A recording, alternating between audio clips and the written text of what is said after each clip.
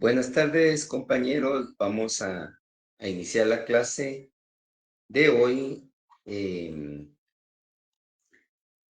Vamos a finalizar quizá con el tema de los tribunales. El viernes miraríamos un repaso de las impugnaciones que habíamos hablado en clase la semana pasada, porque ya la otra semana, tal vez el miércoles, haríamos un repaso. Porque ya los exámenes serían la semana después del 15, del feriado. Entonces, si me interesa, yo trataría esta semana de mandarles por medio de nuestra auxiliar un resumen de Word de todo lo que hemos visto, aunque, como comentaba yo con la, nuestra auxiliar, por lo regular yo voy a preguntar más lo que hemos visto en clase. Por eso es que necesito no solo que marquen asistencia, sino que en realidad participen, que estén en clase, que no solo se conecten, porque yo por lo regular pregunto un 90-80% de lo que hemos visto en clase, más de lo que están en las presentaciones. Entonces, siempre surgen temas importantes que no hemos visto, que no está en la presentación, pero que si recuerdan, pues salen a tema en la clase de cada día, ¿no?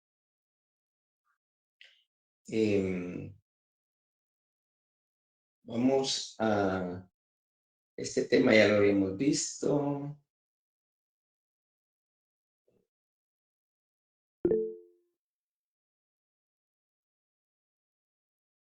Vamos a hablar hoy de los sujetos procesales.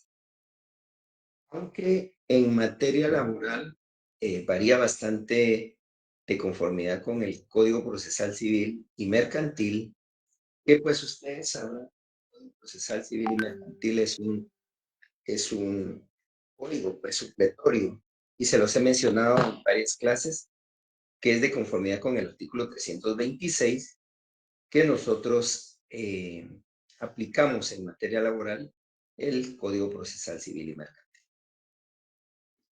Entonces, en materia civil y mercantil, pues varía un poco los sujetos, toda vez que acá pues intervienen ciertos órganos como son de parte del Ministerio de Trabajo, como en cierto momento defensores de los derechos laborales de los trabajadores. Entonces, en Guatemala, los sujetos procesales en materia laboral son las personas que se establece una relación jurídica de proceso. Inicialmente podemos decir que los principales son el trabajador y el patrono, ¿verdad? Que le denominan también empleador o le denominan también al trabajador, pues dependiendo del proceso en materia de incidentes se le llama denunciante. Y bueno, el juez, que es el contralor del proceso, pues en cierto momento también interviene dentro del proceso, independientemente de sus auxiliares, como pueden ser el secretario y los oficiales administradores, pero principalmente podemos tener que el juez es el que media dentro del trabajador y patrono al momento de iniciarse un proceso laboral, independientemente si es de reinstalación o si es de pago de prestación. Dentro del código de trabajo tenemos al trabajador y al patrón dentro de los primeros artículos. Aunque esto creo que ya ustedes lo vieron ampliamente en los primeros cursos de Derecho de Trabajo y Procesal 1, no está de más mencionarlo, ¿verdad? En el artículo 2 nos dice que el patrono pues es toda persona individual y jurídica que utiliza los servicios de uno o más trabajadores. Pero debe de existir entre estos una relación de trabajo, un contrato que forman la relación de trabajo. Entonces, este es un patrono. El patrono entonces puede ser una persona individual que tenga su negocio, su empresa, o bien en el caso de personas que tienen pues algún taller o algún negocio de esa índole, pues también va a tener sus trabajadores. O puede ser también una empresa jurídica grande, pueden ser también las empresas como menciónese Walmart, menciónese Pais, restaurantes de comida rápida, oficinas de call center que están muy de moda, que son entidades, sociedades anónimas en su mayoría, y que ellos pues forman parte de la parte patronal de manera jurídica. Esto está ampliamente desarrollado en el artículo 2 del Código de Trabajo, ¿verdad? Pero también dice que no quedan sujetas a estas disposiciones las personas de derecho público, que se refiere al artículo 119 de la Constitución.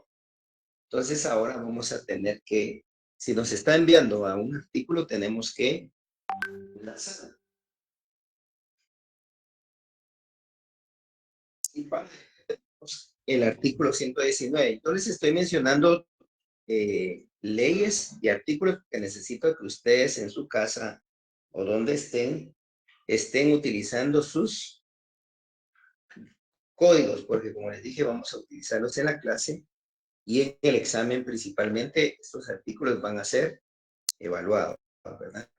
Entonces el artículo 119 nos dice que se refiere pues a las obligaciones del Estado, dice, y aquí nos menciona ciertas entidades descentralizadas, porque acá aplicamos el código, perdón, la ley de servicio civil, porque son entidades de derecho público, ¿verdad?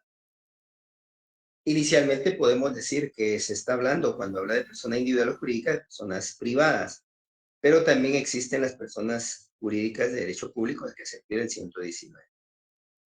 Entonces, se refieren desde el 108 al 111, ya se ha llamado en la parte de pie de página del código. En el artículo 3 no menciona a otro sujeto procesal muy importante, que es el trabajador. En su momento, el trabajador se transforma en actor, ¿verdad? Entonces, estas personas dentro del proceso laboral cambian su nombre y por lo regular el empleador pasa a ser el demandado y el trabajador pasa a ser el actor.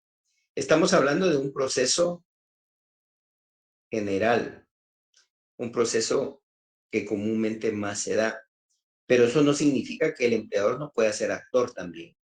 Hay casos donde el empleador demanda a su trabajador, ya sea por alguna falta, por haber cometido alguna irregularidad dentro del proceso durante su relación laboral, como robar bienes de la empresa o de la entidad, o bien en estado de ebriedad, inicia un juicio para despido, sobre todo en entidades del Estado, surge mucho pedir la terminación de contrato por estos motivos. Entonces, el empleador no siempre va a ser el demandado, pero como regla general, surge que se da que el empleador siempre va a ser el demandado, pero no es la única opción, tenemos la excepción que les mencioné ya. Entonces, el trabajador que menciona el artículo 3 pasa a ser el actor en casos de despido injustificado, para pago de prestaciones o para reinstalación, que en su momento se transforma como denunciante.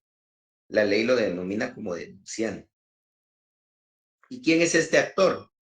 Pues el actor, cuando es una persona individual, es la que presta sus servicios ante un patrón, ¿verdad? Y que en este caso, por ser despedido o porque no se le han pagado sus prestaciones y su indemnización, pues pasa a ser un actor dentro del sujeto como sujeto procesal. Entonces, tenemos muy claro que el sujeto procesal va a ser actor y demandado, actor trabajador, demandado empleador, dentro de un proceso de despido injusto.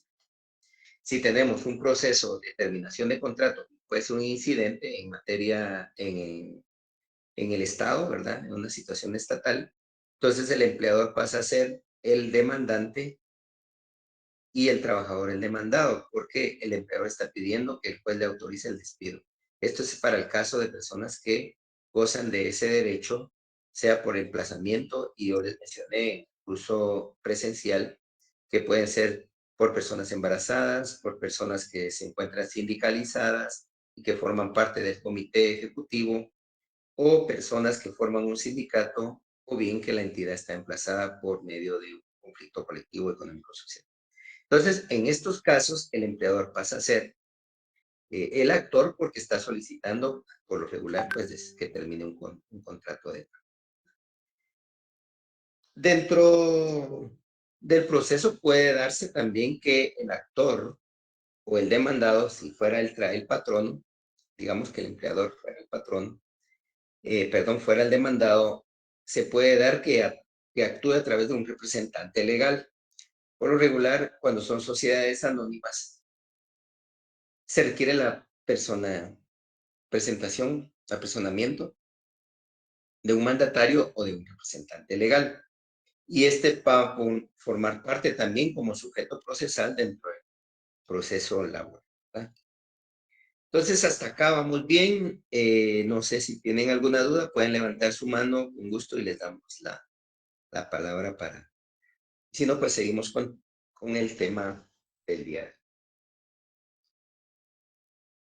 Acá, nuevamente les menciono, como les dije, el juez, el trabajador y el empleador, que el trabajador puede ser actor o demandado, y el empleador o patrono también puede ser el actor o el demandado, ¿verdad?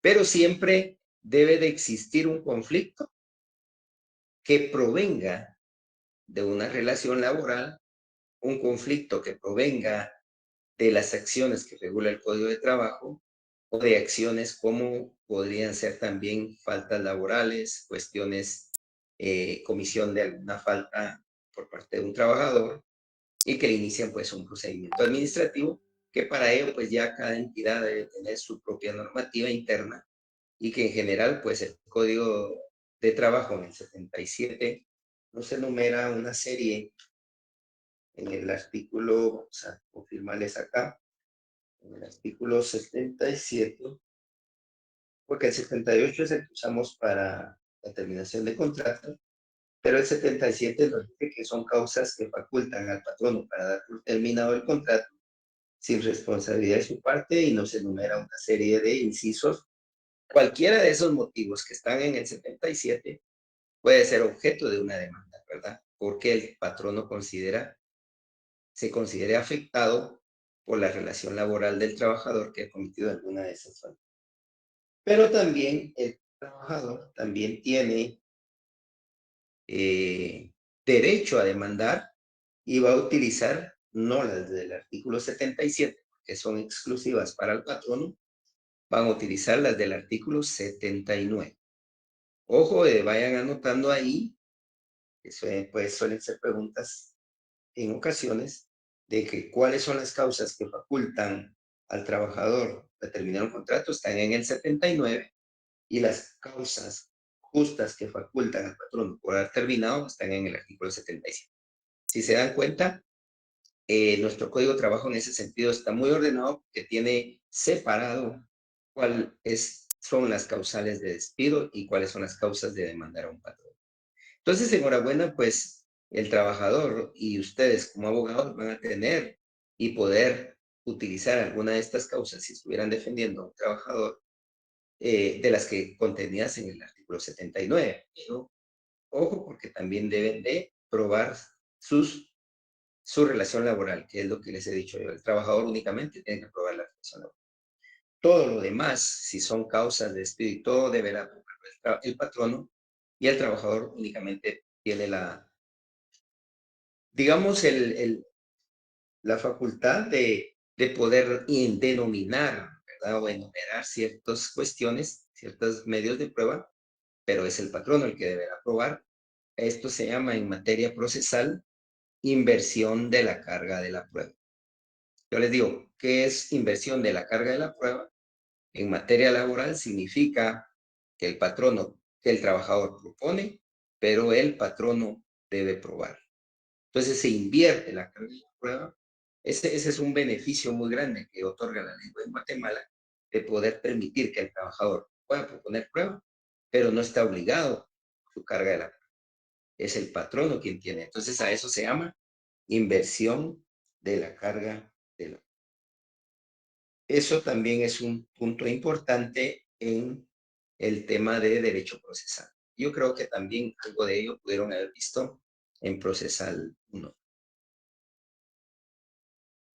Otros sujetos procesales que son importantes dentro del proceso laboral es la intervención de sindicatos y la intervención de asociaciones profesionales, que por lo regular el código nos lo denomina como coalición, ¿verdad? Entonces ellos pueden intervenir también, van a ser representados por sus miembros por medio de los comités o de las juntas que ellos nombren, de los representantes, y que estos pues en cierto momento también gozan de inamovilidad, ¿verdad? Los que dirigen el sindicato y van a formar parte. Un sindicato puede demandar, ¿verdad? Por lo regular en materia, el sindicato lo que plantea son conflictos colectivos. ¿Qué beneficio trae el conflicto colectivo en su planteamiento? Pues que emplazan al patrono y el patrono se encuentra imposibilitado en despedir a los trabajadores. Entonces, eso a la larga, pues es un beneficio para los sindicatos de poder acudir siempre y cuando pues actúen dentro del marco, porque les digo, y si ustedes pues se van a dedicar a materia laboral, es bueno que desde ya vayan ustedes entendiendo que ser abogado de un sindicato no es solo representarlo y decir voy a llegar a las audiencias, sino tomar muy en cuenta cuando el juez emplaza, porque por lo regular el juez de primera instancia va a emplazar a un sindicato y le va a dar una enumeración de requisitos para planteamiento del conflicto. Y lamentablemente en un 99% los conflictos en juzgados se levantan por incumplimiento de esos requisitos. A veces los sindicatos se van a pelear y lamentablemente así se da en el proceso.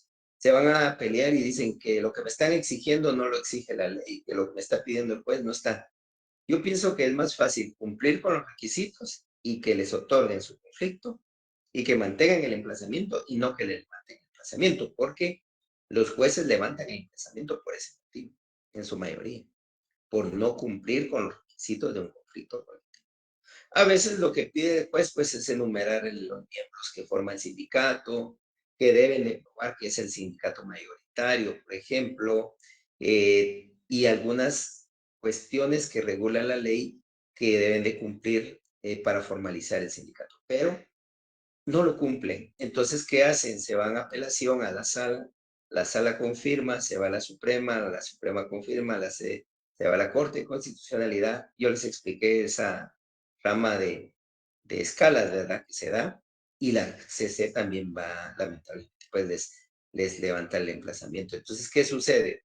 Dura un proceso 2 años para que al final el conflicto quede, pues, sin efecto. Entonces, es mejor, pienso yo, hacer un buen trabajo desde el principio, y ese es el fin de educar y de enseñar, ¿verdad? En este caso, a los que se van a dedicar a materia laboral, que cumplan con esos plazos. La verdad que el juez por lo regular impone plazos, pero impone requisitos que no son complejos. A veces el mismo sindicato cuenta con la información, pero se ponen a discutir que no es lo que debe pedirse y todo. Suficiente con cumplir, pienso yo. Y cumpliendo, el emplazamiento se da. Y eso beneficia a todos los trabajadores, eso beneficia también al sindicato, porque entonces tienen un exitoso conflicto y al final un pacto colectivo que va a llenar pues las expectativas de los trabajadores, que es mejorar sus eh, garantías mínimas o sus derechos mínimos irrenunciables, ¿verdad? Que los he dicho yo. Eso es lo que busca un pacto, superar eso, y se los he mencionado en todas las clases, que lo que busca es superar. Entonces, acá los sindicatos y las asociaciones son parte importante en un proceso laboral. Dentro de los terceros podríamos mencionar a la Inspección General de Trabajo, al Ministerio de Trabajo y a la Nación. ¿Cómo intervienen estos entes, verdad? Dentro del proceso, pues el mismo código de trabajo les da intervención, y vamos a empezar con el primero, que es la Inspección General de Trabajo. Para el caso de la inspección, está en el artículo, acá, en el artículo Sería el 280, Lee. 278. En el artículo, gracias, amigo. 278 nos regula lo que es la inspección de trabajo. nosotros tenemos un gran beneficio de tener una inspección de trabajo en Guatemala porque ha coadyuvado a que defienda muchos derechos laborales. Yo sé que a veces, pues, no es al 100% y efectiva el apoyo como uno quisiera, pero sí ha ayudado. Una de las ventajas de la intervención de la Inspección General de Trabajo es que al momento de interrumpir la prescripción, la Inspección General de Trabajo tiene un papel muy importante en la interrupción de la prescripción de los plazos. ¿Y dónde está esto? Vamos a regresar del 278 al 266. Y el 266 del Código de Trabajo nos dice que el término de prescripción se interrumpe son tres motivos. Por demanda o gestión ante autoridad competente. Yo les dije que colocaran en su código, en autoridad competente, tal vez las iniciales para no poner la inspección en el trabajo, ¿verdad? IGT. Pueden poner ahí, si ustedes entienden en su código qué significa Inspección General de Trabajo, la autoridad competente que se refiere, el inciso A del artículo 266 se refiere a la Inspección General de Trabajo. Entonces, quiere decir que yo como trabajador puedo interrumpir los 30 días que tengo para demandar por pago de prestaciones, presentando mi demanda ante juez, que es lo que regula el inciso A. El inciso A regula dos presupuestos. Por demanda, que puede ser ante juez, ¿verdad? De materia de trabajo, o por gestión ante autoridad competente, que se refiera a la Inspección General de Trabajo. Ahora bien, ¿a qué se refiere esta Inspección General de Trabajo cuando dice autoridad competente? Pues que acude el trabajador a la inspección y en este caso, al acudir, eh, presenta una como denuncia. Entonces, la inspección le recibe su denuncia, hace un acta, te colocan fecha y hora cuando sea persona el trabajador y automáticamente con esto se está interrumpiendo la prescripción que nos regula el artículo 266 del Código de Trabajo. Entonces, acá es una intervención muy importante que tiene la Inspección del Trabajo para coadyuvar a los derechos, a la protección de los derechos de los trabajadores. Porque con esto ya cuenta el plazo para decirle al juez interrumpir la prescripción. No es obligatorio para el trabajador acudir primero a la inspección y después a la demanda, porque el artículo 266 dice por demanda o nos da las dos opciones. Entonces, ustedes pueden muy bien no acudir a la inspección, sino únicamente al juzgado a presentar su demanda. Entonces, en este caso, la Inspección General de Trabajo va a hacer un acta y va a citar a la parte patronal a una junta conciliatoria para el pago de prestaciones. ¿Esto qué evita? Evita un proceso muy largo y muy complicado, por lo que yo les he comentado, bueno, los procesos en Guatemala, y que al final, si llegan a un acuerdo ante la inspección, el pago de prestaciones, enhorabuena, se evitan gastos exagerados, las partes, pero también tiempo principalmente. Entonces, esa, digamos, es una de las intervenciones más importantes que tiene la inspección.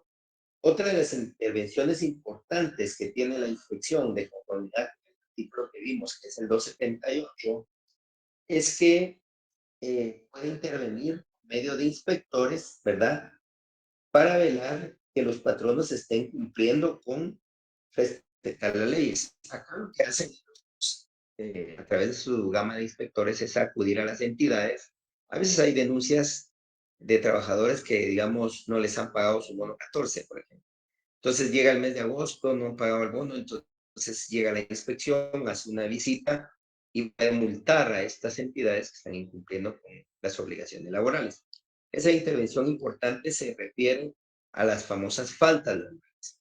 En las faltas laborales, la inspección tiene la facultad de sancionar e imponer las multas. Anteriormente era a través de un juzgado, Ahorita ya es a través de la fase, digamos, de cobro y de imposición, es a través de la inspección, y después, pues ya las personas afectadas, como en este caso un patrón que ha sido multado, puede acudir a un juzgado que se llama Juzgado de Faltas en Guatemala. Existe un juzgado de faltas siempre en el Centro de Justicia Laboral, que verifica todas las cuestiones de faltas laborales.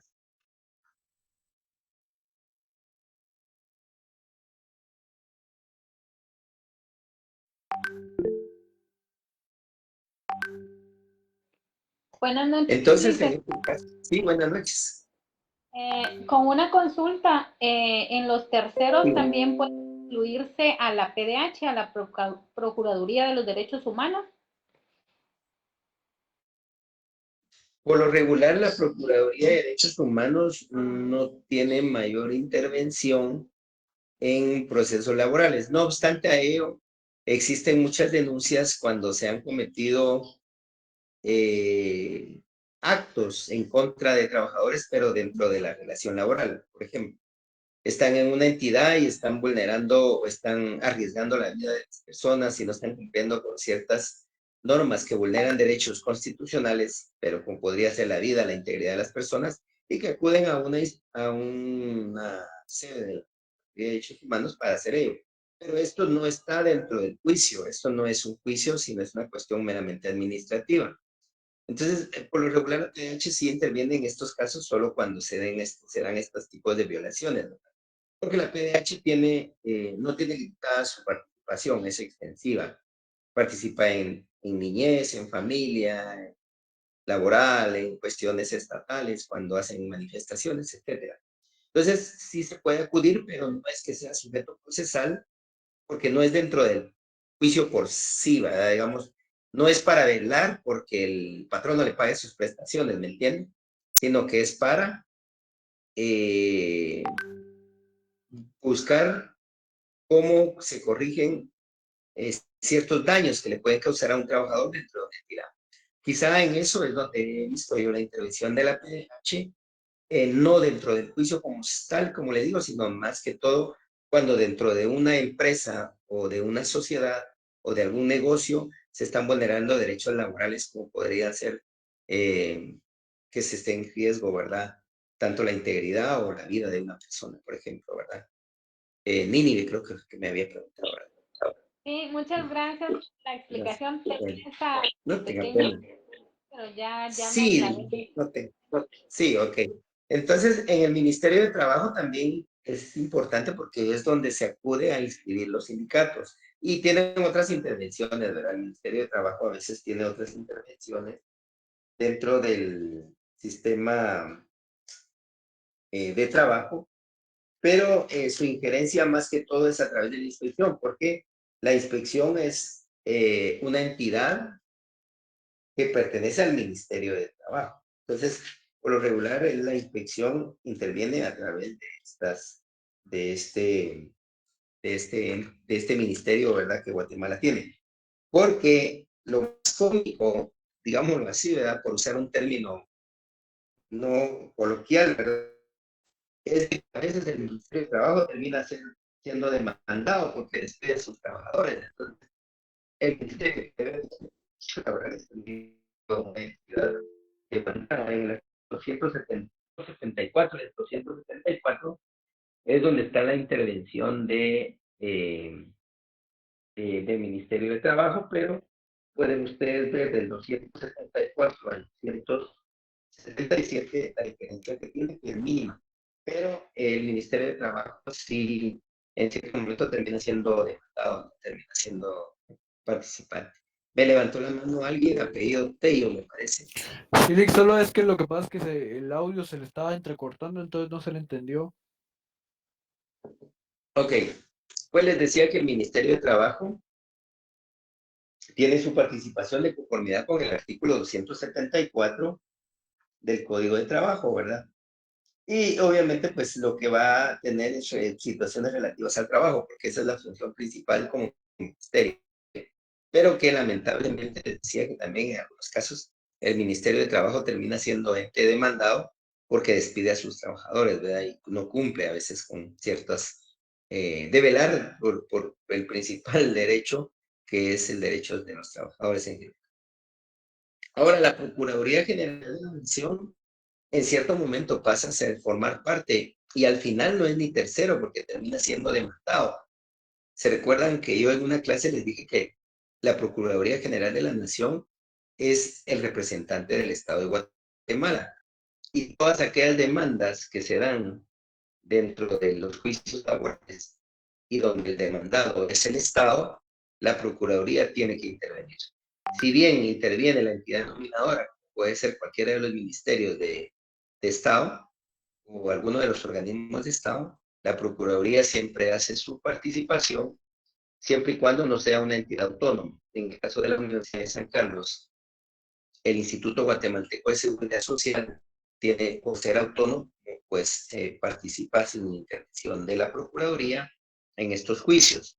Y el ICS es uno de los más demandados en juzgados, es una de las entidades más demandadas, pero no por cuestión de prestaciones, sino es por la situación de pensiones y de la atención médica que está dentro del marco de seguridad social. Entonces, si yo tengo 100 procesos en un juzgado, 50 van a ser en contra del ICSI y todos los demás son de una gama de procesos. Entonces, sí, el ICSI tiene una gran demanda a nivel nacional. Yo siempre he dicho, pues, que es falta de política estatal para poder crear una ley que realmente permita la atención al ciudadano, como puede ser servicios médicos, pensiones por invalidez, vejez y sobrevivencia, que al final no necesitaría llegar a un juzgado. Yo pienso que son derechos inhumanos que deben otorgarse, pero lamentablemente pues así está el sistema. Entonces, esta es la intervención de estos terceros que les menciono, puede hacer que hay más, por el momento son los que vamos a mencionar, para ver si vamos a seguir avanzando. En este momento son las 7:40, yo creo que ya van en el WhatsApp les dijeron a ustedes de que iban a pasar a cierta hora la asistencia nuestra auxiliar y a partir de pasar la asistencia ya no se da acceso porque entonces no tendría sentido. Entonces, traten de estar ahorita. Yo sé que algunos se abandonan la sala, no sé por qué, ya sea por problemas de conexión, pero traten de mantenerse conectados por lo menos en estos minutos para evitar que cuando den la asistencia ya no les permitan ingresar porque ya dieron la asistencia. Entonces, traten de no salirse en estos últimos minutos que nos quedan, que al final pues se nos va el tiempo y nos sentimos, ¿verdad? Hablamos de tanto. Entonces, estos son los objetos procesantes. Yo considero que el día viernes vamos a abarcar, aquí tengo la presentación, pero no la tengo en portal todavía para ponérselas, de los medios de impugnación. Tengo una presentación específica y yo pienso que sí es muy importante en derecho procesal. Yo no sé si lo vieron en uno, pero en derecho procesal sí me gusta que aprendan muy bien cuáles son los medios de impugnación y que queden bien claros. Yo esa presentación la tengo lista para el día viernes.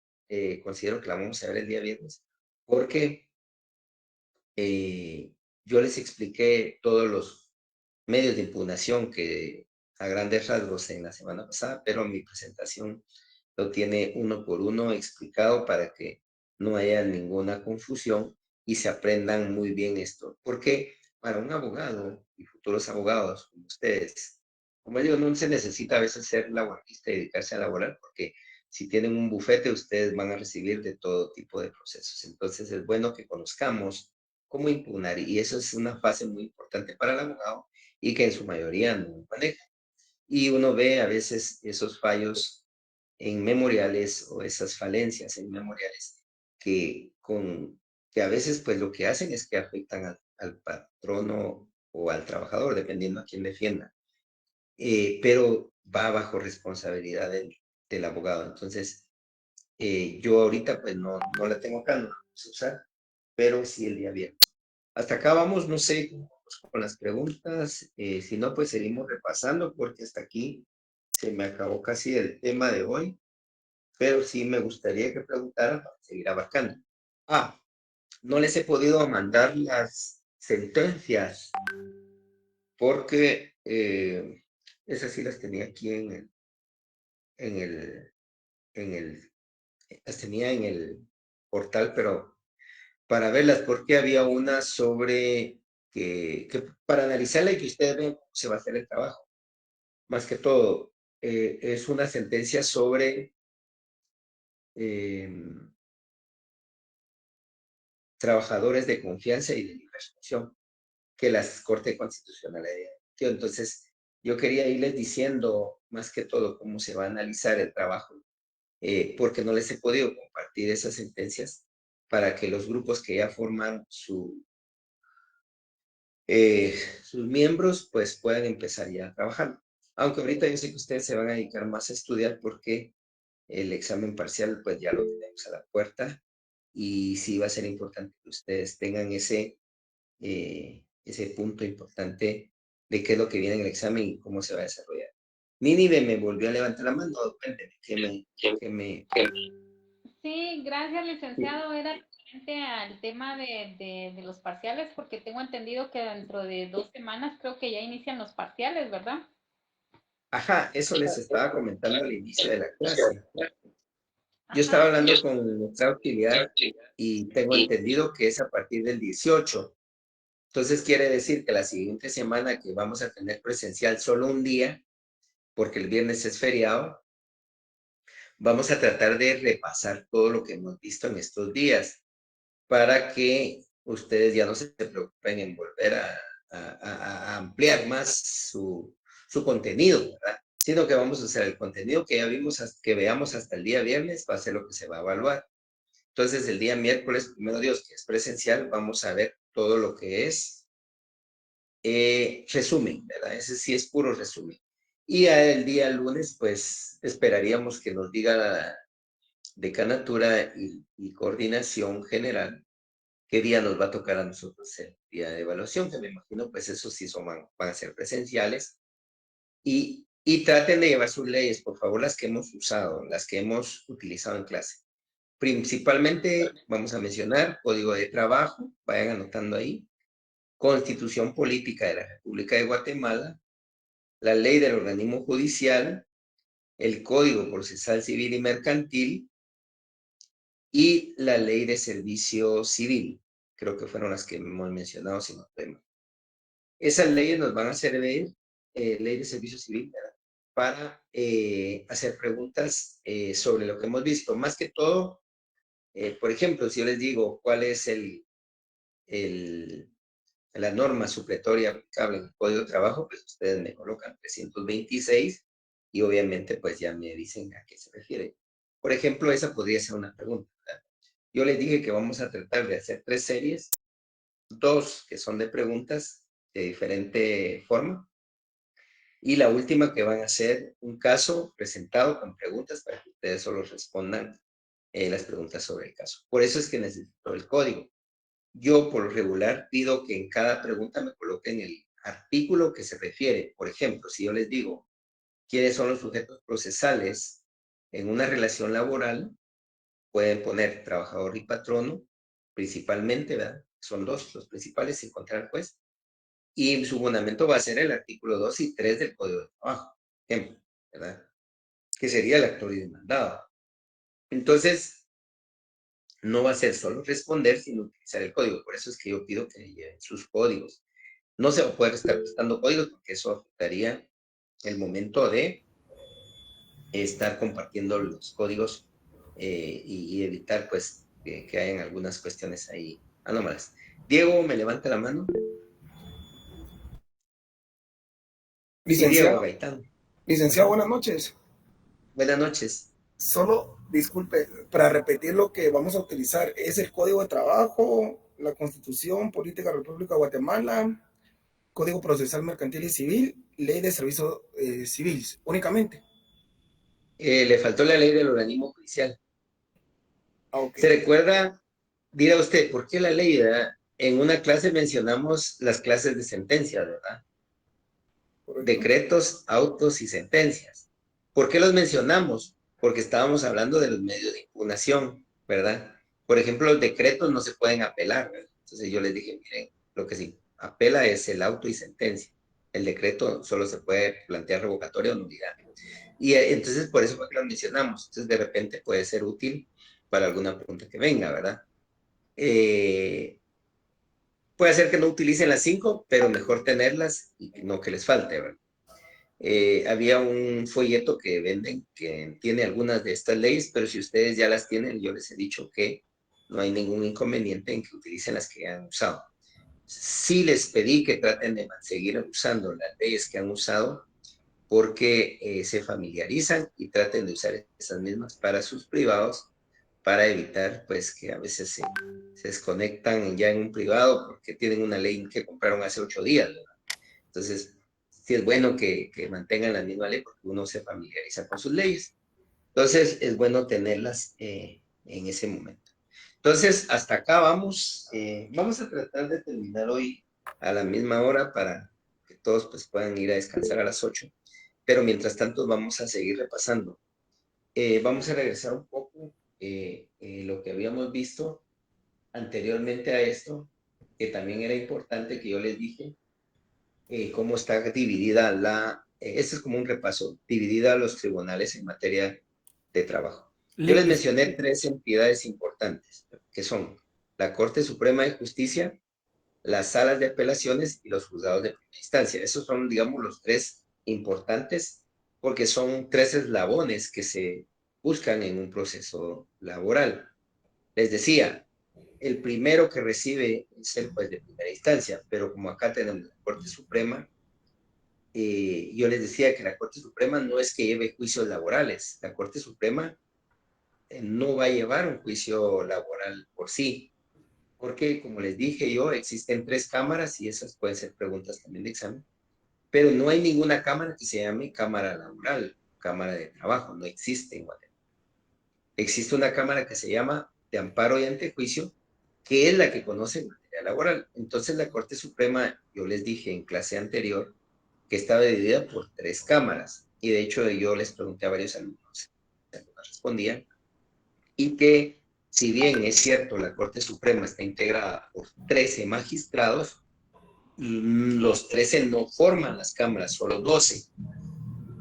Y que son 12 porque son 4 en cada cámara. 4 en Cámara Penal, 4 en Cámara Civil y 4 en Cámara de Amparo y Antejuicios. De los 4, uno es presidente de Cámara, ¿verdad? Entonces hay 3 presidentes por Cámara. Y el 13º es el presidente de la Corte Suprema y del órgano judicial, que no forma Cámara, él no integra Cámara. Entonces ahí se completan los 13 magistrados. Para la materia laboral es importante la Cámara de Amparo y Antejuicios porque es la que conoce en materia laboral, pero ¿qué conoce? No es que conozca un juicio ordinario por sí, sino lo que va a conocer es un amparo en materia laboral, ¿verdad? Entonces, cuando un juzgado de primera instancia emite una sentencia, el afectado puede impugnar o puede apelar. Hablemos del recurso más común, que es la apelación. Se apela y se va a una sala de apelaciones. La sala de apelaciones puede confirmar o puede revocar o puede modificar.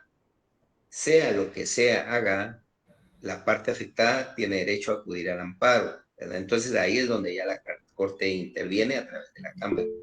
Eso, digamos, sería a grandes rasgos cómo la materia laboral se va a formar dentro de una acción constitucional de amparo. O sea que no es que conozca el juicio ordinario como tal, sino va a conocer un amparo para ver si hubo falencias o vulneración de derechos constitucionales dentro del juicio ordinario, si fuera un ordinario laboral.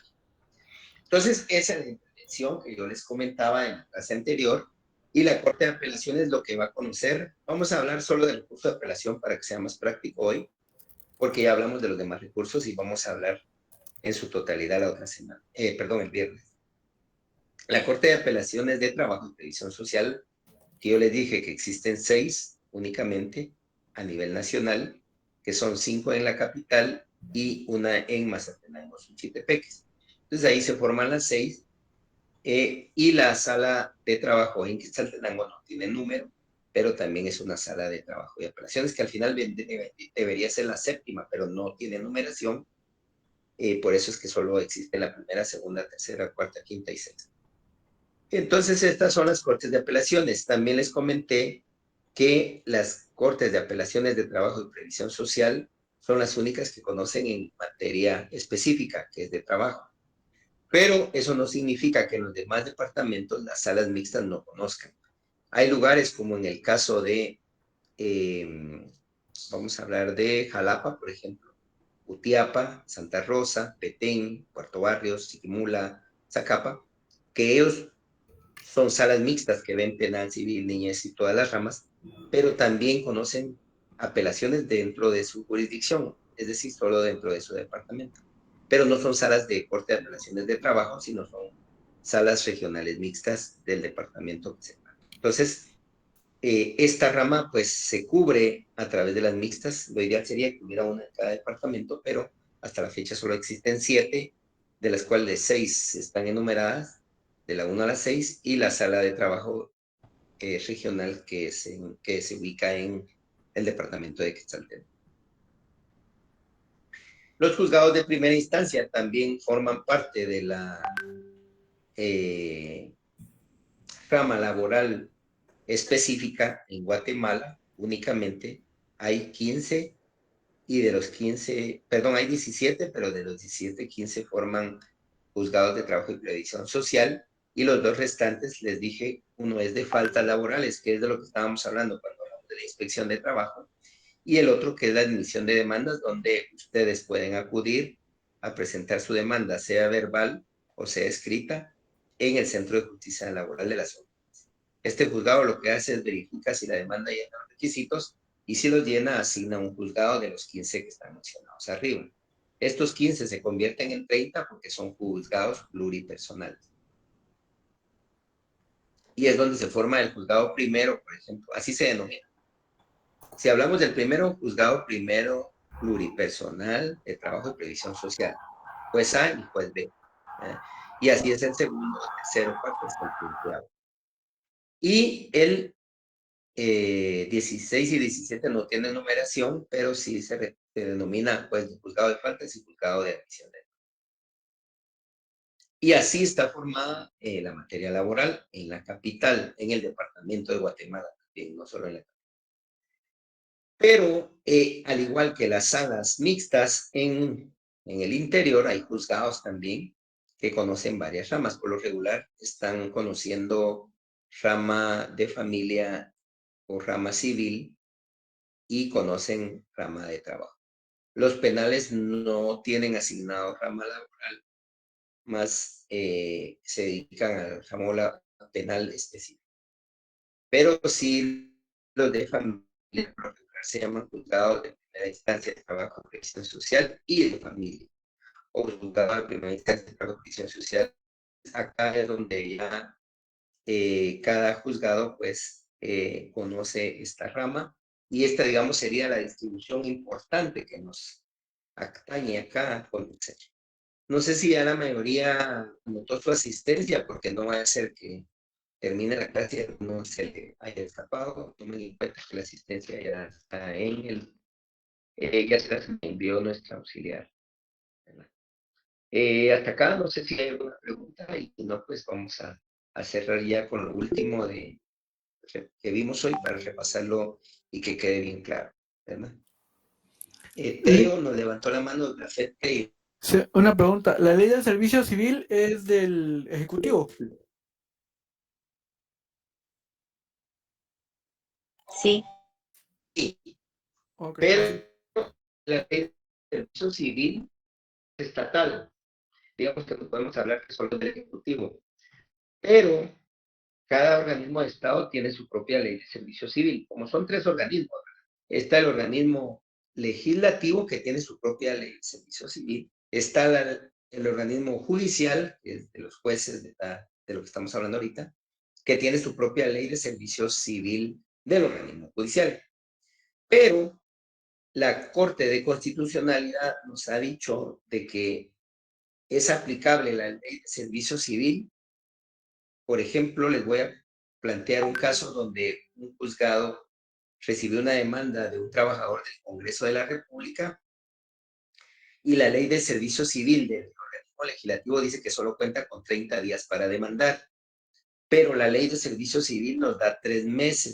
Entonces, la Corte de Constitucionalidad ha dicho que no obstante que la ley propia del legislativo da 30 días, por el principio de indubrio pro operario, que beneficia más al trabajador, la ley de servicio civil del Ejecutivo, aplica esa. Entonces, sí, es cierto, es para el Ejecutivo, pero la jurisprudencia ha permitido la aplicación de esta ley en otros organismos de Estado, como es el Legislativo y el Ejecutivo. Y también las municipalidades tienen su propia ley de servicio municipal, ley de servicio civil municipal, pero también ha permitido normas de derecho de la ley de servicio civil aplicables a las municipalidades, como en el caso de la prescripción de los 3 meses, porque beneficia más al trabajador, ¿verdad? Entonces, nos da muchas facultades de poder usar. Sí, como entonces, no sé si queda claro, Tello, de que si bien es cierto, la ley de servicio civil es aplicable únicamente para el Ejecutivo, la jurisprudencia de la Corte de Constitucionalidad, que ha aplicado también los jueces en materia laboral y las salas de apelaciones, y la misma Corte Suprema, aplica la ley de servicio civil, aunque no sean del Ejecutivo, pueden ser del Legislativo.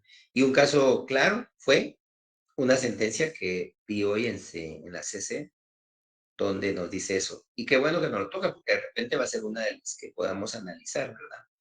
Dentro de las que tengo yo, ya tengo varias para mandárselas.